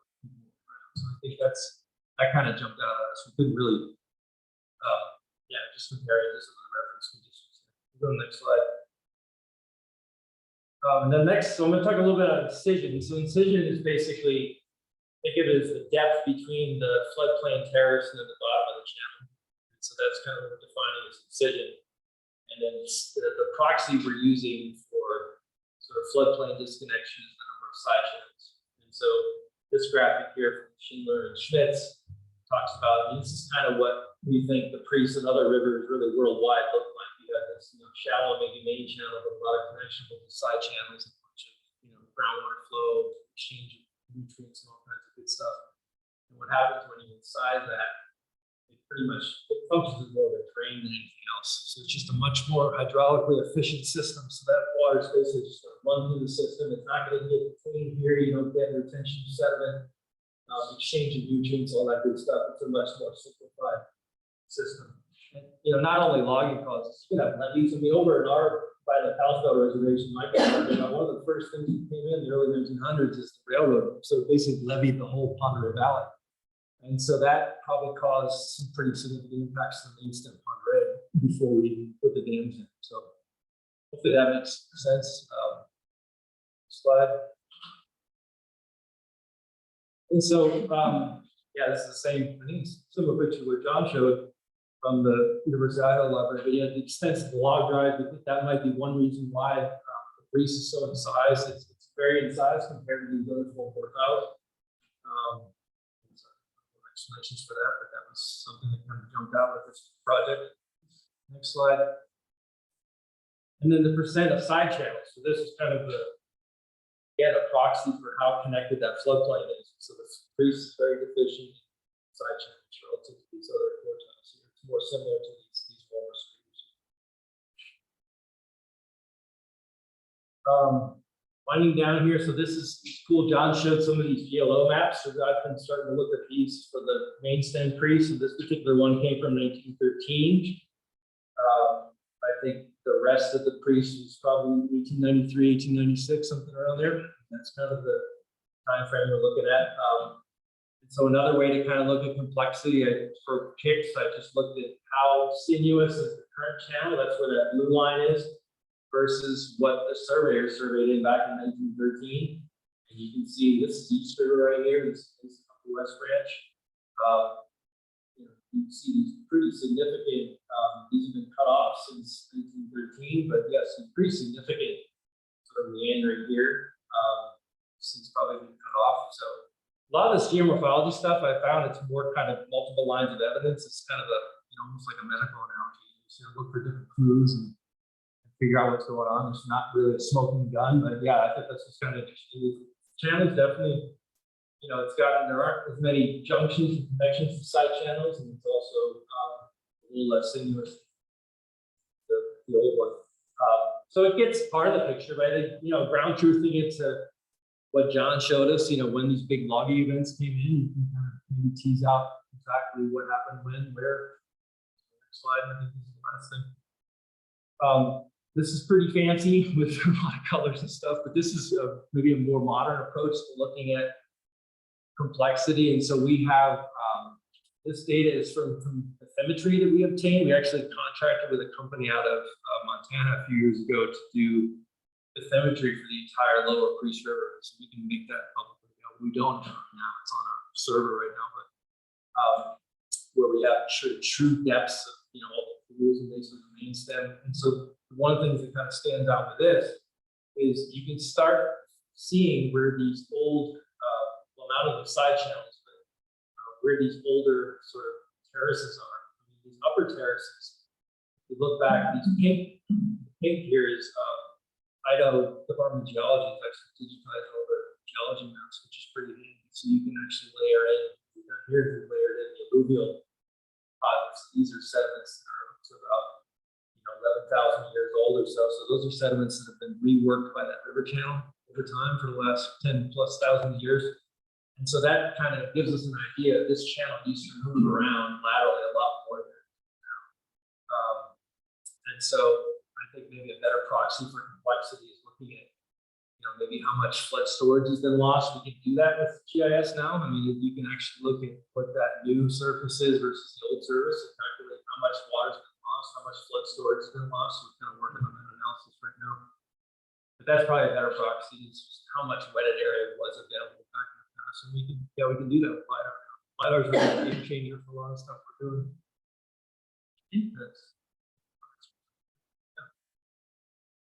I have, you guys can contact me. I'm not part of the witness protection program or anything. You guys can make my email available. I'm basically reachable through my. So, 37 questions. I don't think those are all. Those are just, the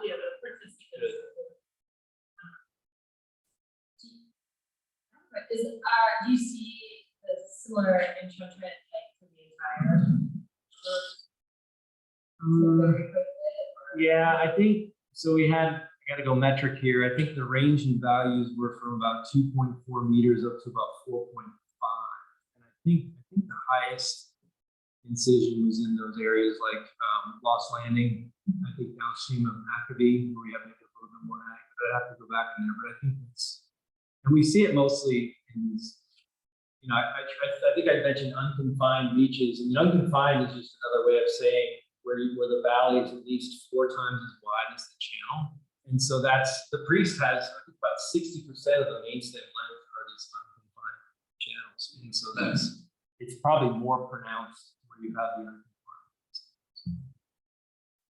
Yeah. So that's the incision. Yeah. So Priest River is big, wider, and shallow. It's hard. Can we go back? Yeah.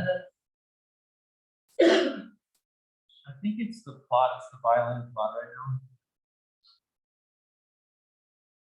Yeah, this one. I think the next one.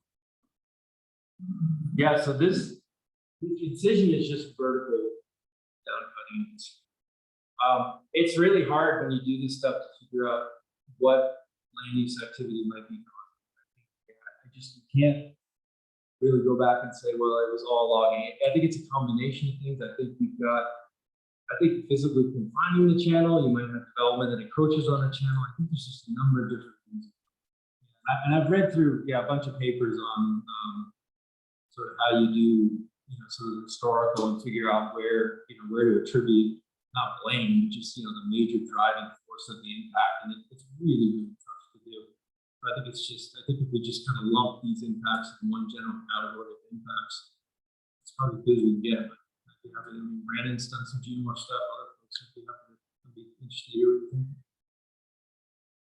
Quick question for you. How much, I was involved, you were friends with an old timer who was involved in a lot of rocks before they ended.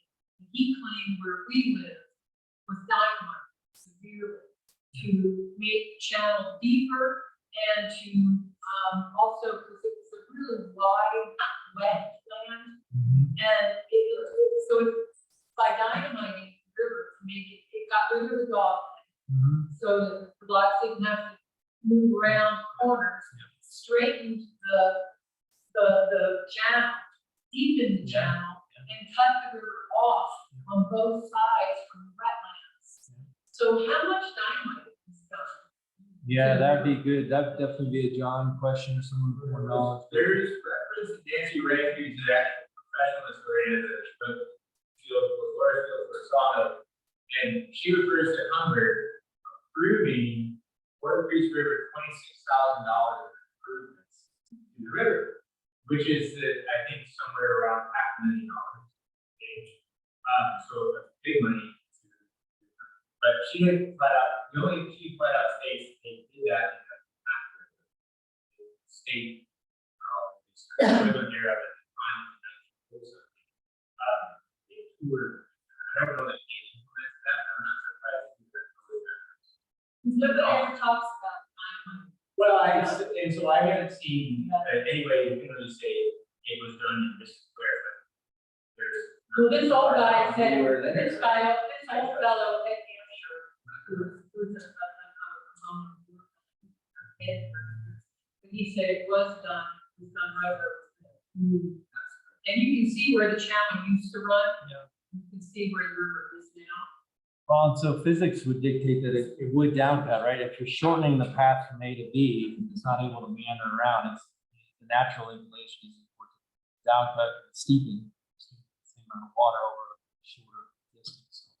And the other thing too, I'll just add is that I just started to kind of look into these GLM maps, but with these, and John mentioned these are publicly available. I got these off the BLM website, but there's accompanying survey notes for survey results, which are really cool. And so I started looking through this, and they talk about Betty, like you said, like we waded through a mucky swamp to get to this part of the channel. And so yeah, we set stuff together, and I think there's evidence just in the surveyors notes that it was a lot better than it is now.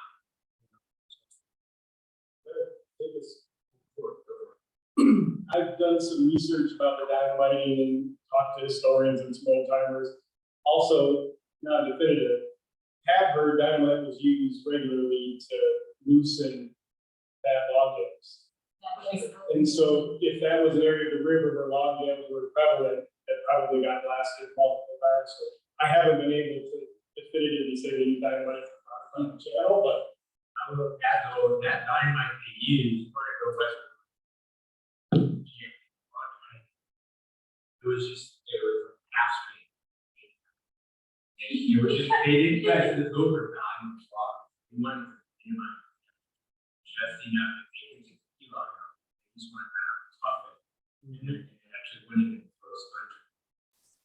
So I just for a little suspicion that actually had and you think that, but it was just enough to shut around. I'm going to repeat questions. We'll still have a hard time. That hasn't been mentioned in the river. Okay. Could we get back the decision draft? So. Clarification.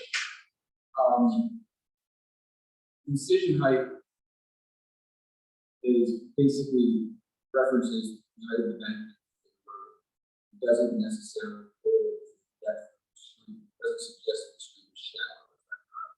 No, so what, maybe we go to the previous slide. So the question, yeah, there's a question about how we're defining incision, and I think maybe the previous slide. So the folks that gathered the data, I'm not intimately familiar with the EMAP protocol, but I think what they end up doing, this is our field crews would go out and identify sort of the bottom of that channel, regardless of flow. So it's just basically the depth of the channel, the elevation, looking for that next higher terrace. And so that's our measurement. So it's pretty much, how water. Except in the summer, right? It's not bank full necessarily. Yeah, it's a vernacular for geomorphology. It's confusing. Yeah. So I've heard many times. John, we used to gather lots in that area. And we would just dam up the outlet, the outlet shallow. Show that they wait until spring runoff came, and then blow the water whatever they were carrying it up with, let the water. I can speak necessarily to that as an intentional practice is to use dams that are lost.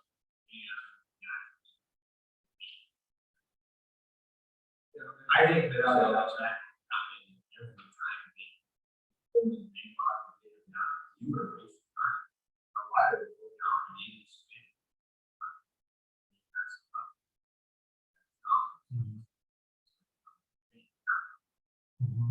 So yeah, so the expediency of the process. I haven't.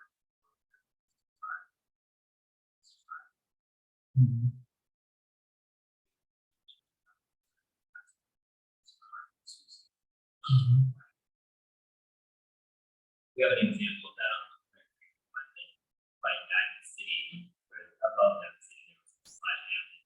They blow it up when you, instead of they have fancy sluices to open it, we just blow it and then flush it. So they had the pond behind it. Then they walk away from it.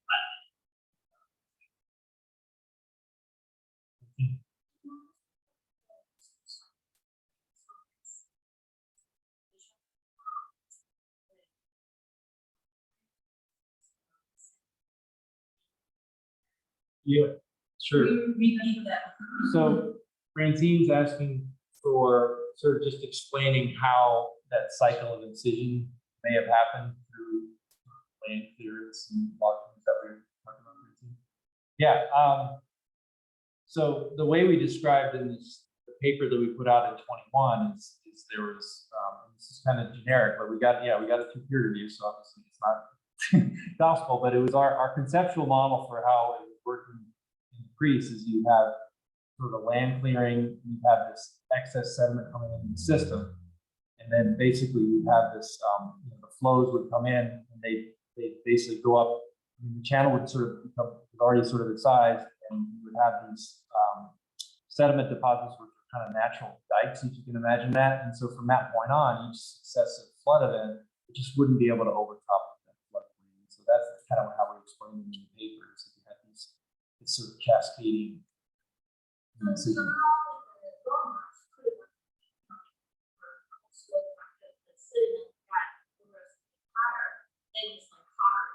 That's right. It's like growing the banks. It's growing the banks, right? And so it just takes that much larger an event to get up on that terrace. And so that's, I think one of the things, like I mentioned before, I mean, there's sort of this, there's been kind of this rethinking the last 5 years about what natural streams look like. And I think they're more along the lines of these fairly wide, shallow systems, a ton of islands, a ton of backwaters, wood, and just a lot of hydrologic chaos, if you will. We're not getting floodplain connection under the 1.5-year flow. I mean, it's happened a lot more often. It's kind of evidence of that.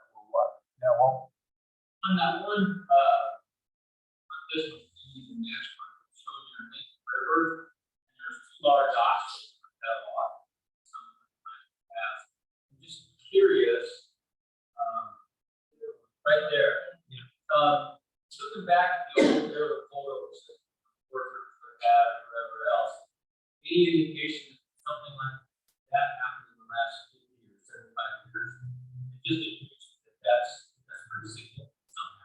yeah, and so Walt was asking sort of, looking at the old GLO maps here from 1913, could we couple that with aerials and figure out when that cutoff happened? We could certainly do that. I started digging around the aerials. You guys might know more about the aerial collection in this area, but I couldn't find anything any older than the late 40s, early 50s. And so, it's a matter of piecing that together and what happened when. But that's the significant. I was surprised to see that. It was kind of funny when I first looked into these GLO maps in the area. There was an 1896 collection of the entire main stem, and it seemed like they, here it's pretty much tracking according to the current channel. You see that, and then maybe about 10 kilometers upstream of East River, that's when it gets a lot more convoluted. The 1896 version of this map kind of follows this, and then they just straight lined it down here. They obviously said, I'm out, screw it, it's too complicated. It was kind of interesting, and then I had to do some fishing around. Jim Lemieux in our office kind of helped me find this 1913 update, and it's specifically called like Survey of Pre-Snow Meanders. So they went back and did it.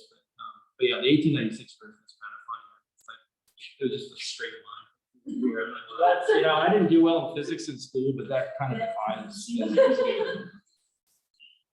We should talk later because I can't speak to the Priest Lake district for sure, but I think our first series of aerial photos were 1936. So we could dig into that. Kind of one note there is it's only 32 years after the Wright brothers took their flight in the aerial photos here. That's kind of wild. You got the first series of 1932 run over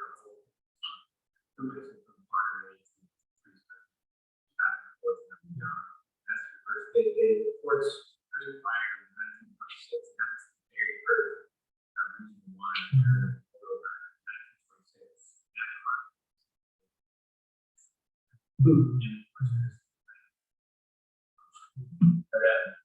So 32.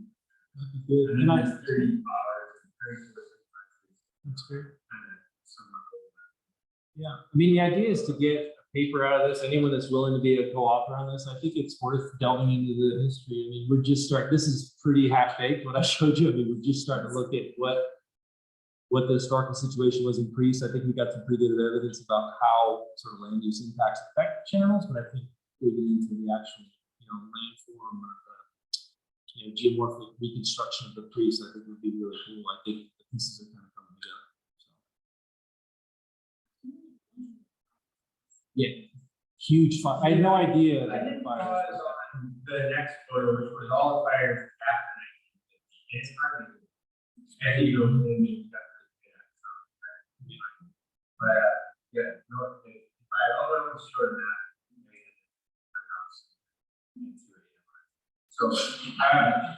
so yeah, I started going on that. But one would have been it's my first thing for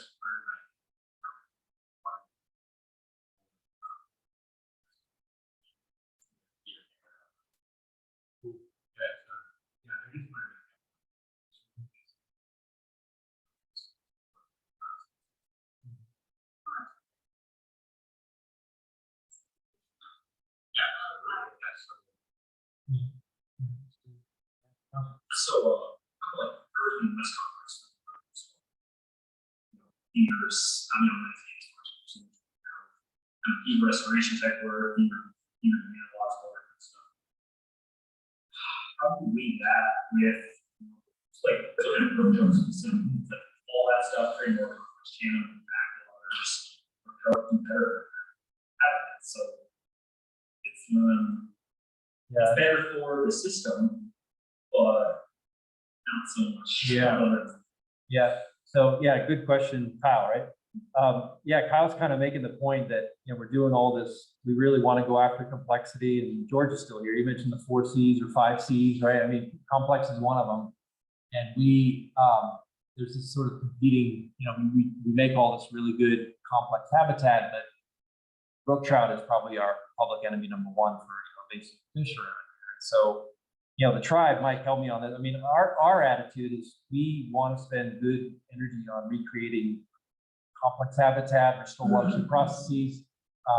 We come in with the nuclear option to maybe road-known these guys. I mean, that's an option. I think that's we have sort of the whole fish killing side of the house at the tribe. That, but we're very interested in getting the physical drivers of good habitat back. I agree. I mean, that's always been the 10 years I've been with the tribe. When I first got there, we always were told, we don't want to make bomber habitat. That complex habitat is good rearing habitat. Absolutely. You can keep the water colder, and you can keep it complicated. It's going to be good for cut too. So I think we'll get there. Yeah, I think our attitude is that we'll do all these habitat improvements. We might need to nudge along the brook trout eradication. We might either do suppression or road milling. Good question. But yeah, these beaver dam analogs are low tech. I mean, I think just getting back, Mike mentioned the beaver dams. And I mentioned the 3 meadows that I've had the good fortune of working on Priest River. I mean, just beaver dams everywhere. And I think a lot of times we get those valleys are really good for haying, right? So we'll ditch the channel, we'll make it hydrologically more efficient, so we can drain it, and that's where we trapping, just making, just draining all the water. We have one question online, which is whether the general land office reported information on species or temperatures. I haven't. Yeah, the question is, does the GLO maps show or the surveyor notes talk about temperature? I haven't. It's all kind of relative from what I've seen. Well, I felt cold walking into the site that we're going to search.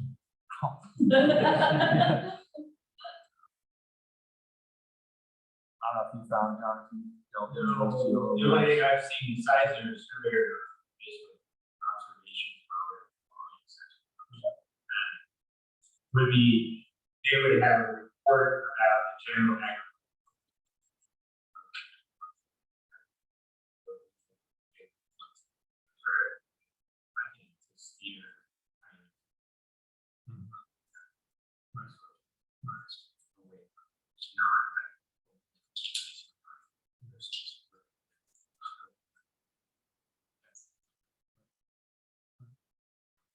Well, I think, yeah, and that's, I mean, it raises a good point. We just don't have really how far back does temperature data go, right? Transient not vary. And so I think that was one of the drivers with our study, is to look at what the August mean model temperatures are and see if there's some habitat characteristics of hot streams versus cold streams, and mixed message there in the paper. So things like incision, side channel disconnection, those were pretty significant. Here you have it at 1 incision, less side channels, tend to have a warmer stream.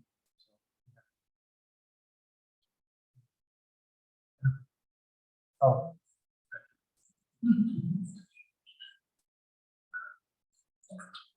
So you highlighted a couple of areas.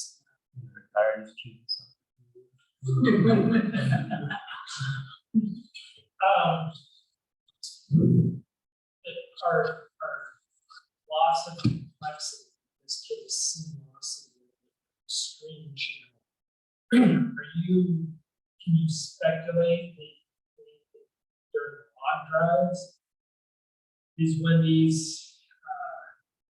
oxbows were cut off, or is this potentially just a natural process? When you float down this river, look at some of these high banks. Yep. It appears to be highly erodible material. Look at these areas that have been cut off. See how close channels came to each other, and could it have been just a just all of a sudden cut it off? Certainly. Yeah, and these meanders, yeah, so Sean's question is, what may have caused these meander cutoffs that we see on the 1913 map? Certainly natural processes could do that, right? I mean, meanders tend to push on down the system. Yeah. What's that? Yeah, I mean, this is, so just, I don't want folks to read this. I got this idea for looking at complexity in terms of sinuosity and then the number of junctions. This came from a guy in England. Is that he goes, I don't even know his first name. So every paper I see is A. Brown. I don't know if the guys can, but he wrote a paper back in 2002 that kind of merged. He does a lot of work in Europe. So he was looking at these old, Roman 2000 BC maps and trying to piece together the geomorphology, parts of Italy and that sort of thing. And that kind of gave me the idea of looking at, I mean, this is about as historic a map as you can get, is our GLO maps in this country, and sort of comparing the complexity. But there's really, with this complexity analysis, it's basically the number of junctions and how sinuous it is. So I think it's an oversimplification. And that's why that next graphic I showed you is, I think the better way to look at complexity might be looking at that, flood storage lost kind of thing, which we can do with LiDAR. That might be a proxy for it, but I'm open to ideas. Yeah.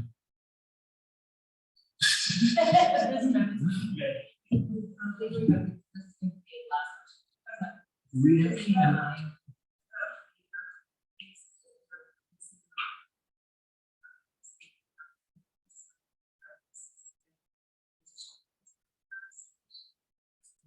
have, Jennifer's asking, do we have any specific goals for beaver restoration? We've got a project that we're working on in Bismarck Meadows, if you guys know where that is. You go up Highway 57 and it's basically Reeder Creek.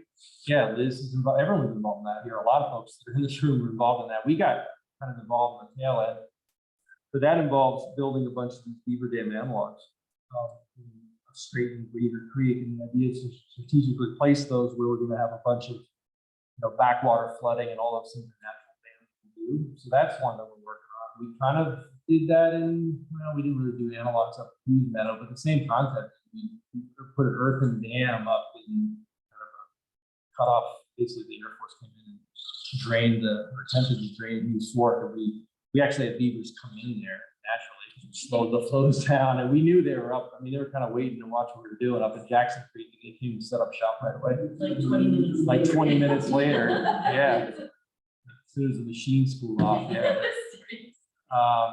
But yeah, it's definitely a priority. I think there's areas where it works better than others. I mean, if you have like Goose Creek, that project I mentioned before, I don't have any slides of that, but that was a huge 2.5 mile floodplain reconnection project, and there was 1.5 mile stretch of channel where we wanted to let the farmer continue to farm the piece, so we decided to put some beaver dam analogs within a pretty incised channel, and we kind of learned a lesson there. We had the top ones blown out, but the lower ones held together, so we learned some lessons about redundancy. But yeah, we're trying to bring back. You hear about people having to bring beavers in from out of town. I don't think that's really an issue in this area. In fact, Mike and I are working on this temperature refuge project up in Monterey, where beavers are constantly there and almost nuisance type thing. That's yeah, that's a good question.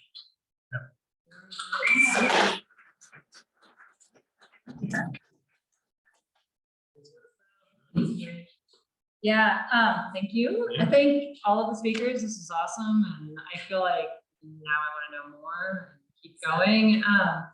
So that is our future goal, is to have probably 4 more of these, but they're probably going to be pretty different information in the next 2 months or so, 2.5 months. But we don't have dates or the themes exactly nailed down yet, but hopefully that'll come out really soon. We will work on the sound quality for the webinar folks who are struggling. And nobody, I guess, knows this, but our funding is secure. We have stopgap funding and we have the other funding coming through right away. So we're kind of freed up a little bit with being able to afford the facilities that'll make things work and maybe have more people in person. So I just want to wrap it up. That was really, really interesting. Thank you, all of you, for speaking and being here. And we have to move out pretty quick because they are using this room. So talk in the street. I saw you down here at the end. Hi. And I have one more.